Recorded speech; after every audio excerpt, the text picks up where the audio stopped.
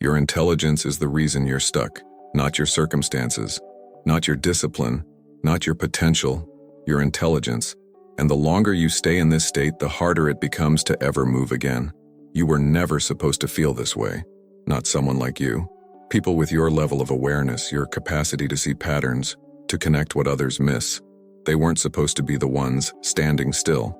They weren't supposed to be the ones watching their own life like it belongs to someone else. And yet, you know exactly what you're capable of. You've known for a long time. You can see the version of yourself that acts, that moves, that builds something real. You can picture it with embarrassing clarity, but that version stays right there, in your head, untouched. Not because you're lazy. That word never fit and you've always known it. Not because you're afraid. Not because you don't care. Not because the dream isn't real enough. Something else is happening. Something quieter. Something your closest people wouldn't understand even if you tried to explain it. And you've stopped trying. Your brain made a decision about you. Not consciously, biologically. It stopped trusting you with full execution. Here's what nobody ever told you.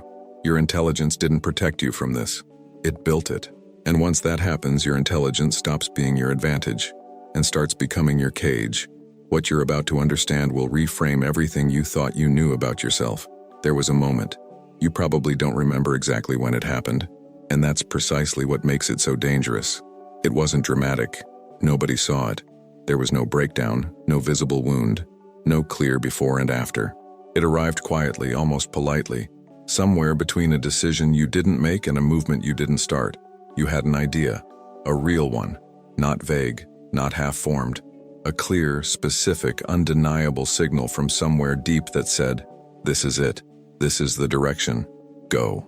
You knew exactly what the first step looked like. You could feel the momentum already building before you even moved. And then something interrupted it. Your brain. It didn't stop you loudly. It stopped you silently. It removed the energy before the action could begin. Not fear exactly, not laziness. Something harder to name. Like an invisible hand pressing gently but firmly against your chest. A pause that had no logical explanation. A silence where action should have been. So you waited. Just for a moment, you told yourself. Just until it felt right. It never felt right again in quite the same way. That interruption wasn't weakness. It was evaluation. Your mind ran a calculation you weren't conscious of, and it came back with a result that stopped the signal before it became movement. And it changed your access level. It stopped granting you automatic execution permission. That was the first break. Not in your ability, not in your potential, in the trust your own system had in your own execution. And here's the part nobody tells you. Once that break happens, your brain begins to treat every future impulse the same way. Not as opportunity, as variable, as risk. The idea didn't die. The capability didn't disappear. The permission did. Most people assume that intelligence accelerates action, that the sharper the mind, the faster the movement, that clarity produces momentum. Nobody warns you about the other side. The moment your mind becomes sophisticated enough to simulate outcomes, something fundamental shifts in how you relate to starting anything. It stops being instinctive. It becomes calculated. And calculation by its very nature requires time. Here's what's actually happening inside a mind like yours. Before anyone else has even considered the second step, you've already run the entire sequence. Success, failure, the path between them, the cost of each wrong turn, the version where it works and the version where everything quietly falls apart, and you're left having to explain yourself to people who never believed in it to begin with. You don't just see the destination. You feel the weight of every possible outcome simultaneously. That's not anxiety. That's processing power working exactly as designed. Your brain didn't malfunction. It modeled the territory before committing the body to the journey, because that's what high-caliber systems do. But here's where it turns against you. The more vividly you can simulate failure, the more real that failure becomes neurologically. Your nervous system can react to simulated collapse like it's real, enough to trigger the same shutdown response. And your brain noticed something you didn't. The cost of being wrong felt identical to actually being wrong. Your brain didn't slow down. It started seeing too far ahead. That's not a flaw in your intelligence. It's the price of it. You've read the articles. You've heard the advice. Break it into smaller steps. Use a timer. Remove distractions. Build habits. Create systems. And you tried, genuinely tried. But here you are, because none of that advice was built for what's actually happening inside you. It was built for a different problem, a simpler one, a problem of disorganization, of distraction, of not knowing what to do. That was never your issue. You've always known exactly what to do. The clarity was never missing. What was missing was the feeling that doing it was safe. Picture this. You open the laptop. The document is right there. The task is defined. The goal is obvious. No confusion, no ambiguity, just you and the thing that needs to happen. And instead of starting, you feel something settle into your chest. Heavy, wordless. A resistance that has no logical justification and refuses to respond to logic. So you check something else. Open another tab. Do something smaller, easier, adjacent. Not because you forgot what mattered, but because your system quietly redirected you away from the thing that carried risk. This is where everything changes in how you understand yourself. Procrastination, in a mind like yours, is not a character flaw. It's not laziness wearing a disguise. It's a resource management decision made below the level of conscious thought. Your system evaluated the energetic cost of potential failure and restricted investment before you even had a chance to override it. The task didn't feel impossible. It felt expensive. And your brain, trying to protect what little felt stable, simply declined to authorize the spend. You didn't lose discipline. Your system revoked authorization. That's a mechanical distinction, and it changes everything about how this gets solved. Everyone around you made it look effortless. They decided. They moved. They didn't seem to carry the weight of every possible consequence before taking a single step. And somewhere along the way, you started wondering what was wrong with you, why your mind refused to operate that simply, that cleanly, that free. Nothing was wrong with you.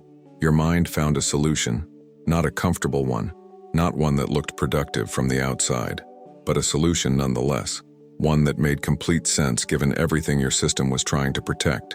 When action starts feeling like risk, thinking becomes the alternative, not because you're avoiding the work, but because inside a mind that processes consequences vividly as yours does, planning feels like progress, refinement feels like movement, another layer of preparation feels like getting closer, when in reality the plan has been ready for longer than you'd like to admit.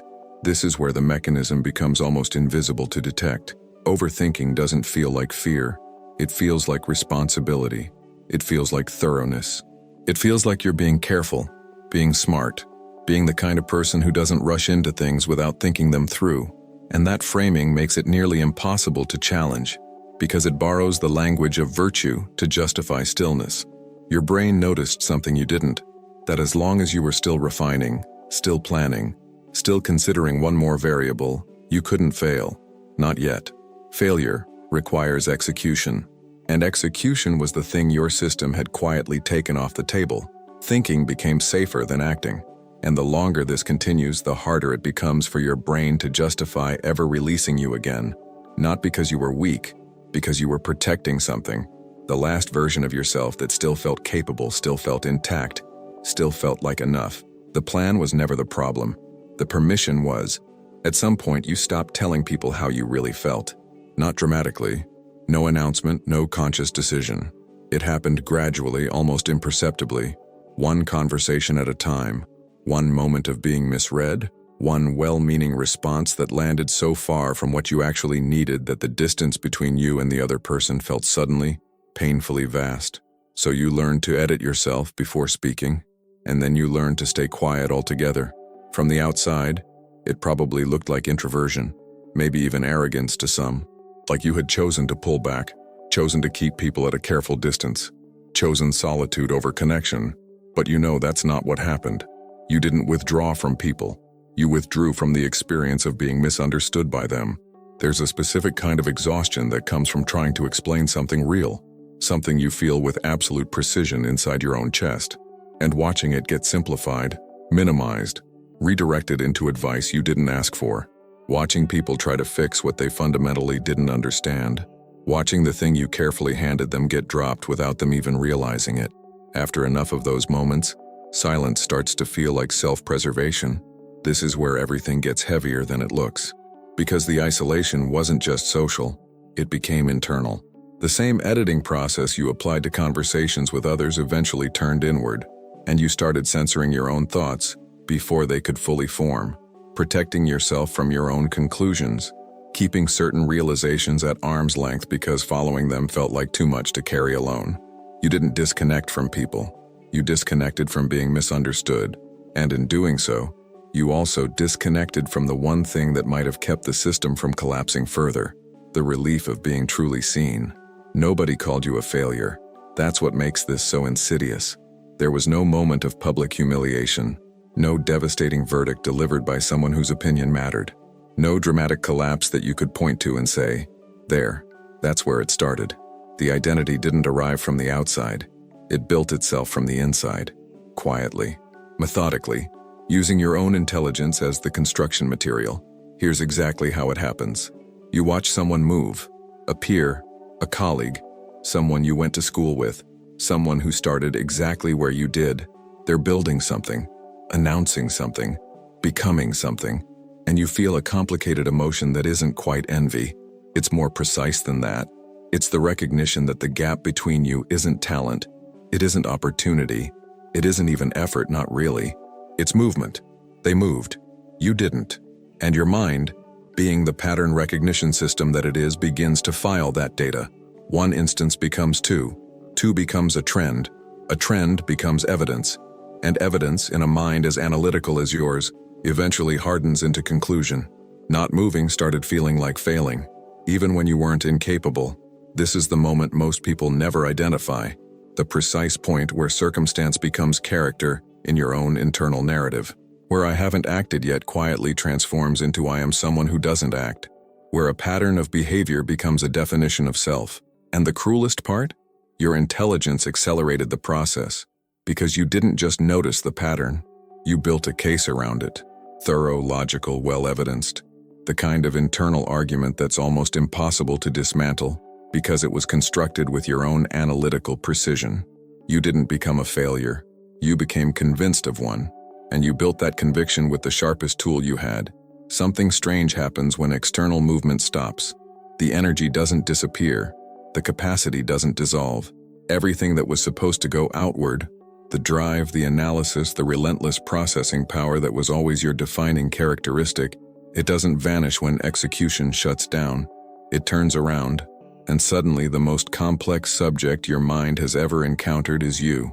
You begin studying yourself the way you once studied everything else, with rigor, with precision, with that particular brand of obsessive attention that always meant you understood things more deeply than the people around you. Except now, the object of that attention is your own hesitation, your own patterns, your own inexplicable stillness in the face of everything you know you're capable of.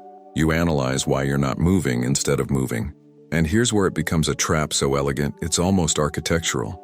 Every insight you generate about yourself feels like progress. Every layer you peel back, every connection you draw between your past and your present behavior, every moment of self-awareness that lands with that quiet but unmistakable weight of truth. It registers in your nervous system as forward movement, as something accomplished, as a step taken, but your brain noticed something you didn't. Understanding and executing are not the same circuit. You can map the entire architecture of your own paralysis with breathtaking accuracy and still not move an inch, because the part of you doing the mapping and the part of you that initiates action are not the same part, and feeding one does not automatically activate the other. Your intelligence didn't disappear. It stopped trusting execution. So it did what any high-functioning system does when one output channel closes. It redirected, inward, endlessly inward, generating understanding instead of output, producing clarity that never quite converted into motion. Brilliance turned into a mirror, and you've been standing in front of it ever since. Here's the part that will reframe everything. Everything you've experienced, the hesitation, the procrastination, the overthinking, the isolation, the stillness that looked like failure from the outside and felt like it from the inside, none of it was your mind breaking down. It was your mind holding on. Think about what your system had already been through by the time all of this began. The interrupted impulses, the simulated failures that felt neurologically identical to real ones, the energy spent on plans that never converted into movement, the quiet accumulation of moments where you reached toward something and pulled back, each one leaving a microscopic residue of evidence that forward motion carried risk. Your brain was paying attention the entire time, cataloging, calculating, building a silent case, and at some point, it made a decision you were never consulted about. It determined that unrestricted access to execution, the automatic, instinctive, just-do-it forward motion that seems so effortless in other people, had become too costly given available data, that the potential downside of another interrupted attempt outweighed the potential upside of momentum, that the most efficient way to protect what remained of your functional stability was to install a gate between intention and action. This is where the mechanism becomes undeniable. That gate wasn't punishment. It wasn't sabotage. It wasn't your character failing you or some fundamental deficiency in who you are. It was adaptive restriction, the same category of response your system deploys when any high-stakes environment becomes unpredictable. Your system didn't betray you. It intervened. It chose preservation over exposure, stillness over risk, the known weight of not moving over the unknown cost of moving and being wrong again. And the unbearable irony is this: it worked. You're still here, still intact, still thinking with that same relentless precision. The system protected you. Now it needs new information to let you move again. You don't need to be fixed. Your intelligence didn't trap you permanently. It trapped you conditionally. That's the first thing to understand, and possibly the most important thing this video will leave you with. You were never broken. You were never weak. You were never the cautionary tale you quietly believed yourself to be in the moments nobody else could see. You were a high-functioning system responding logically to conditions it perceived as unsafe. And here's what that means for what comes next. The path back isn't motivation. It isn't discipline. It isn't another framework, another productivity system, another morning routine designed for someone whose mind operates nothing like yours. Those things were never the answer because they were never addressing the actual problem. What restores access is safety. Specifically, the gradual, undeniable accumulation of evidence that execution no longer carries the same cost it once did, that moving is survivable, that an imperfect attempt doesn't constitute the collapse your system was so precisely calibrated to avoid. Your brain is still listening. It never stopped. Give it different data, and it will return a different result. Not immediately, not dramatically, but with the same quiet inevitability with which it shut the gate, it will open it again. You are not behind. You are not too late. The intelligence that built the cage is the same intelligence that will dismantle it, because now it finally understands what it was actually looking at. If this reached something real in you, subscribe. There's an entire body of work here built specifically for minds like yours, not to motivate you, but to show you the mechanism behind what you're experiencing. And if one person in your life needs to hear exactly this today, send it to them. They won't forget that you did.